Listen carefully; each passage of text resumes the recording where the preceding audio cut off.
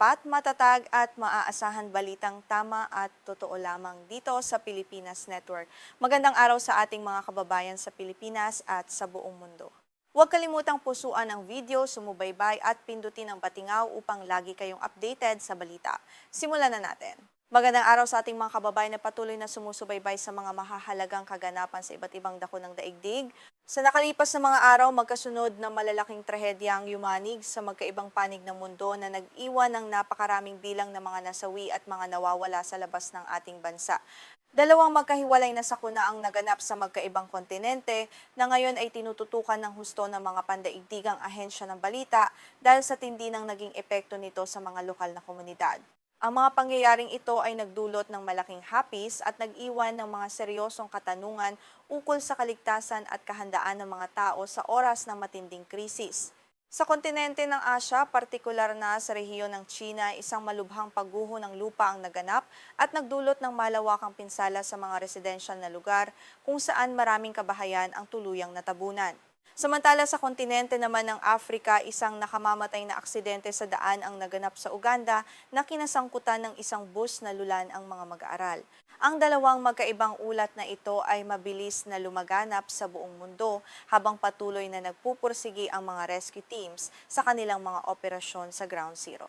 Ang mga awtoridad sa kapwa bansa ay kasalukuyan pang nag-iimbestiga upang matukoy ang pinal na pinsala at lahat ng mga salik na nagdala sa mga ganitong uri ng malubhang sakuna. Ang mga ulat na ito ay nagpapakita ng magkaibang mukha ng sakuna na kapwa nagbunga ng matinding pinsala sa buhay ng tao at ari-arian.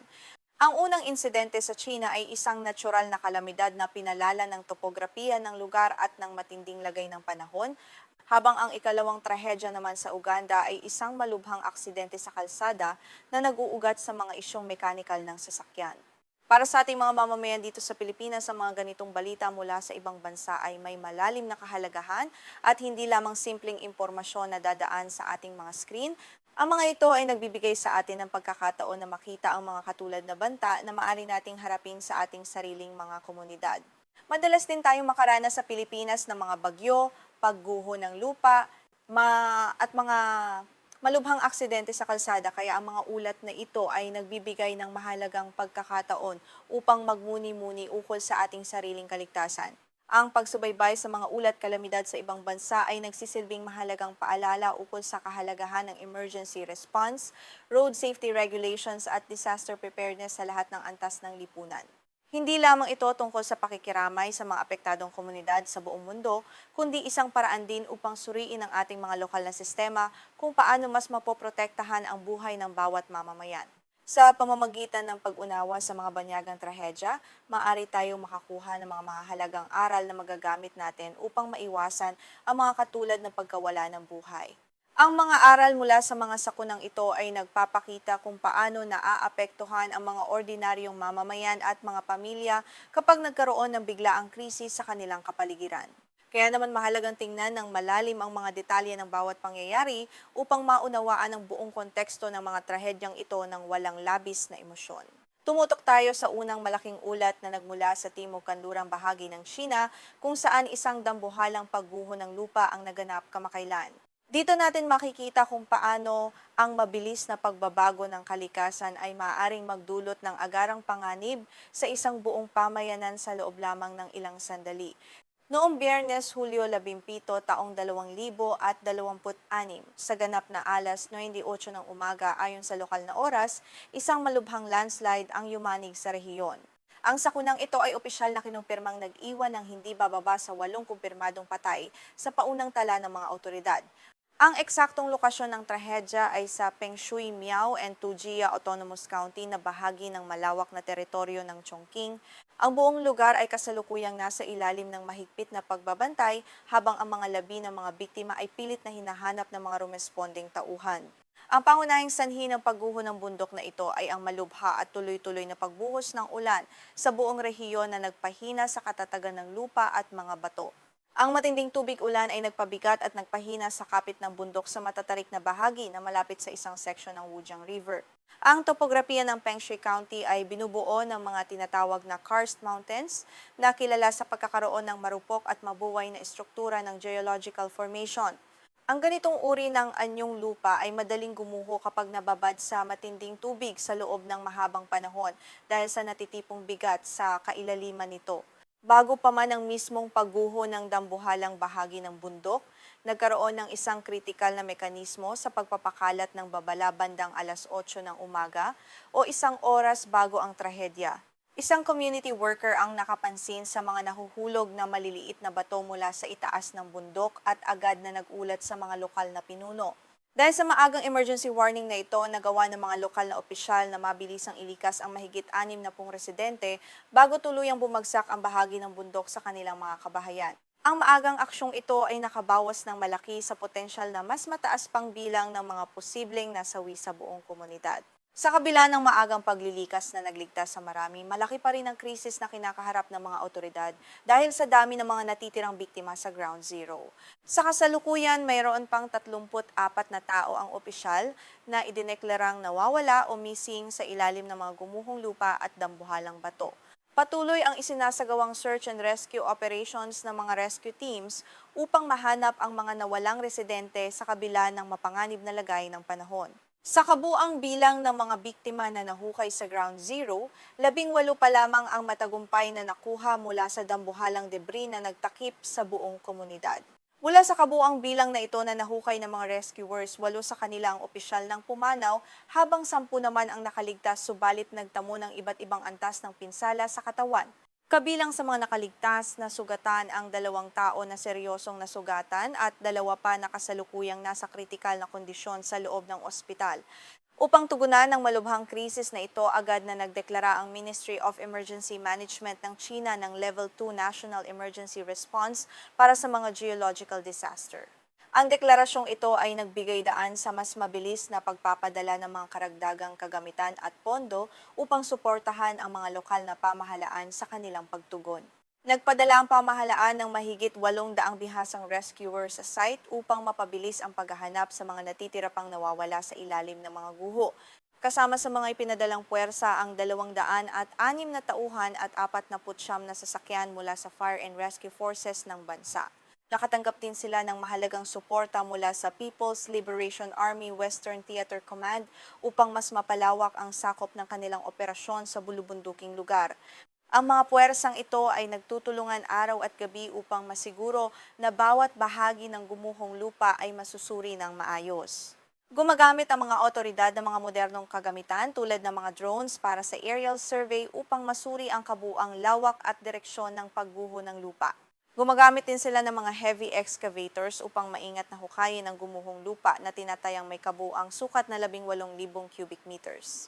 Dahil marami ang nawalan ng tirahan at ari-arian, mahigit 13,000 disaster relief items tulad ng mga tolda at folding beds ang ipinamahagi para sa mga lumikas. Ang mga relief items na ito ay naglalayong magbigay ng pansamantalang kanlungan at kaginhawaan sa mga residenteng kasalukuyang nananatili sa mga evacuation centers. Gayunpaman, ang pinsala sa komunidad ay malawakan at nagdulot ng malalaking hamon sa buong operasyon ng pamahalaan at mga rescue teams sa lugar. Ang sukat ng mga debris ay labis na nagpabagal sa paghahanap dahil ang pinakamalaking solong bato na bumagsak mula sa bundok ay may sukat na halos 3,000 cubic meters. Ang ganitong kalaking bato ay nangangailangan ng mabigat na kagamitan at mahabang oras upang mabasag ng ligtas nang hindi na ilalagay sa panganib ang mga biktima sa ilalim. Ang rescuers ay kailangang gumamit ng mga espesyal na pamamaraan upang unti-unting matanggal ang mga harang na ito sa kalsada at sa mga residential areas. Bukod sa malalaking bato na humarang sa mga daanan, mahigit sa 10 residential buildings ang direktang natabunan at nawasak ng gumuhong lupa at putik. 2 malalaking gusali na may taas na 5 at 15 palapag ang nagtamo rin ng matinding pinsala sa kanilang estruktura, ngunit nanatiling nakatayo sa kabila ng malakas na impact. Maraming poste ng kuryente ang nabuwal sa paligid ng komunidad, kaya naman naapektuhan at naputol ang supply ng enerhiya sa buong rehiyon. Ang pagkawala ng kuryente ay lalo pang nagpadilim sa gabi at nagbigay ng karagdagang pagsubok sa mga taong nais sumaklolo sa mga biktima. Upang maiwasan ang iba pang sekundaryang aksidente tulad ng pagsabog ng gas o malubhang sunog, sa pilitang pinutol ng mga otoridad ang mga pangunahing serbisyo sa lugar. Ang supply ng tubig, kuryente at gas ay pinutol sa loob ng 1 kilometrong radius mula sa mismong site ng dambuhalang landslide. Ang hakbang na ito ay naglimita sa operasyon ng mga rescuers na kailangang dumedepende lamang sa mga generator tuwing gabi upang mailawan ang kanilang dinaraanan. Ang kakulangan sa direktang supply ng mga pangunahing serbisyo ay nagpapakita ng matinding trade-off sa pagitan ng kaligtasan ng mga rescue workers at ng bilis ng kanilang operasyon. Mataas din ang panganib para sa mga mismong rescuers dahil sa hindi matatag na kalagayan ng kapaligiran sa ground zero ng sakuna. Ayon sa opisyal na babala ni Wang Chuanjun na siyang pinuno ng Planning and Natural Resources sa Peng Shui, may mga nakita pang malalaking bitak sa itaas ng bangin. Ang mga field inspection ng mga eksperto ay nagpakita na may mga mabuway na rock masses na nananatili sa itaas, kaya naman mataas ang banta ng kasunod na pagguho ng bundok. Ang mga rescuers ay kailangang patuloy na magbantay sa anumang tunog o galaw mula sa itaas upang hindi sila mabaon sa panibagong sakuna habang nagtatrabaho. Dahil dito, kailangang maging lubos na maingat ang mga rescue team habang nakikipag-unahan sa oras upang mahanap ang 34 na nawawalang residente. Dapat ding tandaan ng mga manonood na ang mga impormasyong nakuha mula sa paunang ulat ay kailangan pang patuloy na i-cross-check sa mga susunod na araw. May mga aspeto pa ng ulat ang kulang sa detalye dahil sa bilis ng takbo ng mga pangyayari at sa limitadong komunikasyon sa ilang bahagi ng Chongqing. Ang mga autoridad ay patuloy na nagtatrabaho upang makakalap ng mas malalim na impormasyon ukol sa kabuuang epekto ng kalamidad na ito. Kailangan pa nating hintayin ang mga karagdagang opisyal na pahayag ukol sa pinal na pagsusuri sa lawak ng pinsala sa iba pang infrastruktura at mga kalsada. Ang mga datos ukol sa mga sugatan at nawawala ay maaari pang magbago habang patuloy na naguhukay ang mga otoridad sa ilalim ng mga guho. Sa ngayon, nananatiling nakatutok ang pansin ng publiko sa kaligtasan ng mga rescuers at sa posibilidad na makatagpo pa ng mga nakaligtas sa ilalim ng mga dambuhalang bato. Ang bawat oras na lumilipas ay kritikal, ngunit ang kaligtasan ng mga tauhan ay hindi rin maaaring ipagwalang bahala ng pamahalaan. Ang sitwasyong ito sa Tsina ay nagpapakita ng tindi ng epekto ng kalikasan kapag nagkaroon ng marahas na pagbabago sa panahon at matinding pagbuhos ng ulan. Ngayon naman dako tayo sa ikalawang bahagi ng ating pandaigdigang ulat kung saan isang malubhang trahedya sa kalsada ang naganap sa kontinente ng Afrika. Noong gabi ng Hulyo 16 taong 2026, isang nakamamatay na school bus crash ang naganap sa bansang Uganda. Ang balitang ito ay nagdulot ng malaking pagkabigla sa mga mamamayan doon dahil sa dami ng mga batang nadamay sa malubhang aksidente. Ang malubhang insidenteng ito sa kalsada ay ikinasawi ng 21 katao kung saan 20 sa mga ito ay mga mag-aaral o mga bata at isa naman ang matanda. Ang nag-iisang adult na nasawi sa trahedyang ito ay opisyal na kinilala na si Mr. Tadeo Secade na siyang founder at director ng paaralan na nag-organisa ng biyahe. Ang bus na may registration number na UA108BQ ay pagmamay-ari ng King David Jr. School na nakabase sa kanilang kabisera. Ang pagkawala ng direktor ng paaralan ay nag-iwan ng malaking puwang sa pamamahala at nagdulot ng matinding dusa sa buong komunidad ng mga guro at mag-aaral.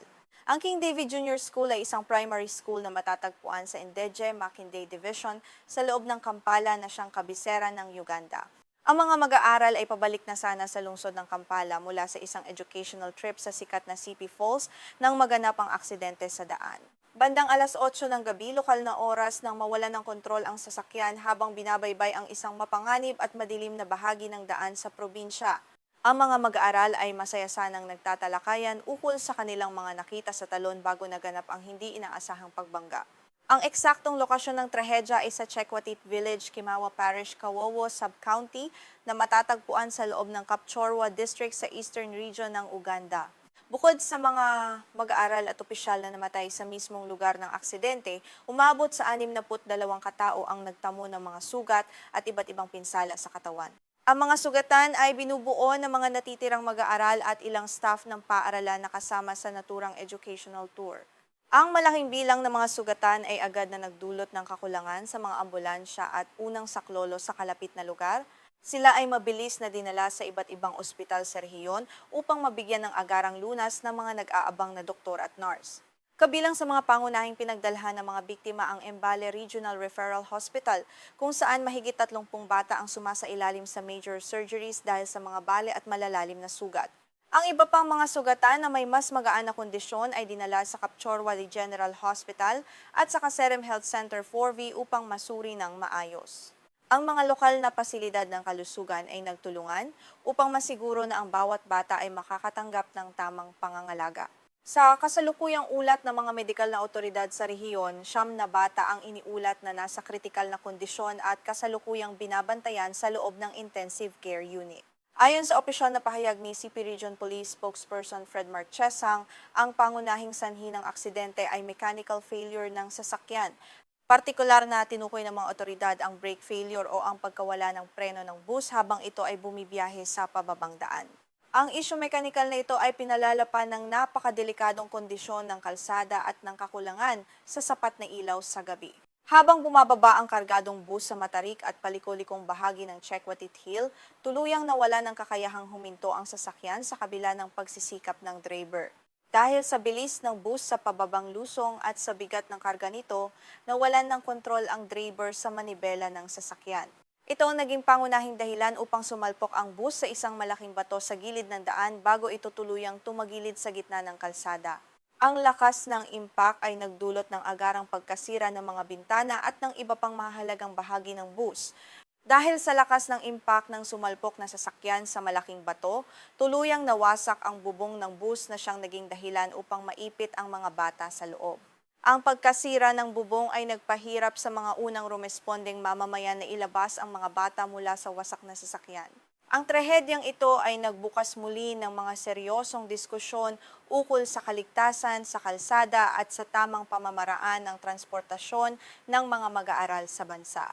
Maraming magulang ang nagpahayag ng galit at hapis dahil sa kawalan ng sapat na proteksyon para sa kanilang mga anak habang nasa biyahe. Ang pangkalahatang aspeto ng kaligtasan ng mga mag-aaral habang bumibiyahe gamit ang school bus ay isang seryosong paksa na kinakaharap ng maraming bansa sa kasalukuyan. Sa Uganda, ang insidenteng ito ay nagpapakita ng mas malawak at umiiral na krisis sa kaligtasan sa kalsada dahil ang bansa ay may isa sa pinakamataas na road fatality rate sa buong mundo. Ayon sa data mula sa Uganda Police Annual Crime Report, ang bansa ay nagtala ng mahigit 26,000 road crashes na nagbunga ng mahigit 5,000 kamatayan sa pangkalahatan. Ayon naman sa World Health Organization, ang road crashes ang pangunahing sanhi ng kamatayan ng mga kabataang may edad 5 hanggang 29 na taon sa buong daigdig. Sa Uganda, tinatayang 17% ng mga namamatay sa kalsada ay mga batang wala pang 18 taong gulang na nagpapakita ng mataas na vulnerabilidad ng mga kabataan sa tuwing sila ay bumibiyahe. Ang malubhang sitwasyong ito ay itinuturo rin ng mga eksperto sa mga kakulangan sa regulasyon at sa hindi mahigpit na pagpapatupad ng mga batas ukol sa trapiko. Kung walang sapat na pagbabago sa sistema, ang mga ganitong trahedya ay patuloy na magaganap sa mga lansangan. Bagamat may umiiral na batas para sa mandatory vehicle inspection, marami pa ring paaralan ng patuloy na gumagamit ng mga lumang bus na may substandard na maintenance. Ang overloading o ang pagpuno ng labi sa mga sasakyan upang makatipid sa gastusin sa biyahe ay laganap na kasanayan sa maraming bahagi ng bansa. Ang ganitong sistema ay nagpapataas sa tsansa ng pagkakaroon ng brake failure dahil sa labis na bigat na kinakailangang pigilin ng preno sa mga matatarik na daan. Ang kaligtasan ng mga bata ay madalas na naiisatabi kapalit ng mas mababang gastusin sa transportasyon ng mga eskwelahan. Bukod dito, ang kakulangan sa infrastruktura sa mga kalsada ay isa pang malaking salik sa mga nagaganap na aksidente sa mga malalayong probinsya. Ang mga bulubunduking kalsada sa labas ng kabisera ay madalas na kulang sa mga warning signs, sapat na ilaw sa gabi at mga physical barriers sa tabi ng mga bangin. Kulang din ang mga maayos na speed bumps na mahalaga sana para sa tinatawag na school zone road safety kung saan dapat ay may limit na 30 kilometro bawat oras ang bilis ng sasakyan. Ang mga kakulangang ito sa kalsada ay nagiging bitag para sa mga driver na hindi pamilyar sa lupain. Ang oras ng biyahe ay isa pa sa mga natukoy na kadahilanan ng panganib ayon sa mga pagsusuri ng mga lokal na organisasyon sa Uganda. Ayon sa Nicole Foundation, malaking bahagi ng mga aksidente sa bansa ay sanhi ng kaskaserong pagmamaneho tulad ng speeding at careless overtaking ng mga driver na nagmamadali. Ang kanilang mga pag-aaral ay nagpakita rin na ang pinakamataas na bilang ng mga malubhang crash ay nagaganap sa pagitan ng alas 6 ng gabi at alas 8 ng gabi. Ito ang eksaktong oras kung kailan naganap ang aksidente ng King David Junior School habang sila ay bumibiyahe sa gabi mula sa kanilang malalayong tour. Ang pagbiyahe sa gabi sa mga madidilim at matatarik na kalsada ay nagdodoble sa panganib para sa lahat ng mga pasahero sa loob ng sasakyan. Dahil ang paunang ulat na ito ay nagmula sa mga paunang datos na nakuha sa kasagsagan ng pagtugon, mahalagang malaman ng mga manonood na may mga detalyeng kinakailangan pang patuloy na kumpirmahin. Ang ulat ukol sa bus crash na ito ay kailangan pang i-cross-check upang makakuha ng mga karagdagang ebidensya mula sa mga opisyal na investigasyon ng pulisya. Ang mga karagdagang detalye ukol sa pananagutan ng pamamahala ng paaralan at ng kumpanya ng transportasyon ay patuloy na sinusuri ng mga otoridad sa Uganda. Kabilang sa mga inaalam pa ng mga investigador ang pinal na bilang ng mga sugatan na nasa kritikal na kondisyon at ang pinal na ulat ng mga eksperto ukol sa teknikal na kalagayan ng bus bago ang biyahe. Mahalagang mapanatili ang pagiging neutral at seryoso sa pagtanggap ng mga balitang ito habang hinihintay ang pinal na konklusyon mula sa ground zero ng aksidente. Ang trahedyang ito ay nag-iwan ng malalim na dusa sa mga pamilya ng mga mag-aaral at nagdulot ng malaking hiyaw mula sa publiko para sa mas mahigpit na regulasyon. Ang bawat pamilya ay humihingi ng hustisya at kalinawan ukol sa kung bakit hinayaan ang bus na bumiyahe sa ganoong kalagayan. Bilang pangwakas sa ating ulat, magbibigay tayo ng maikling paglalahat at buod ng sitwasyon sa dalawang pandaigdigang kaganapang ito na nagpakita ng mabigat na pinsala sa buhay ng tao.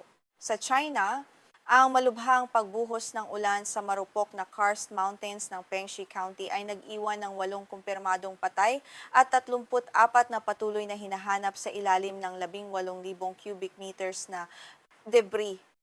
Sa Uganda naman, ang mechanical failure ng isang school bus sa matarik na Chekwatit Hill ay nagbunga ng agarang pagkasawi ng 21 katao na kinabibilangan ng 20 mag-aaral at ang kanilang school director, bukod pa sa pagkakasugat ng 62 iba pa. Ang epekto ng mga trahedyang ito sa mga stakeholder ay nagbunga na ng mga konkretong hakbang mula sa mga pinuno ng pamahalaan sa Africa upang maiwasan ang pag-uulit. Si Uganda Education Minister John Muyinho ay nagpalabas na ng isang opisyal na kautusan na pansamantalang ipatigil ang lahat ng school trips at educational tours sa buong bansa. Ang suspensyong ito ay naglalayong bigyang daan ng muling pagsusuri sa kaligtasan ng transportasyon ng mga mag-aaral at ang pagbuo ng mas mahigpit na alituntunin sa pagbiyahe.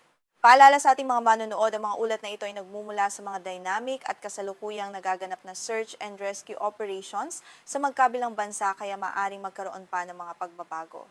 Ang mga datos nating tinalakay tulad ng bilang ng mga casualties, sugatan at pinal na sanhi ng mga insidente ay maaaring magbanggo o madagdagan sa mga susunod na araw kapag may lumabas na karagdagang opisyal na ulat.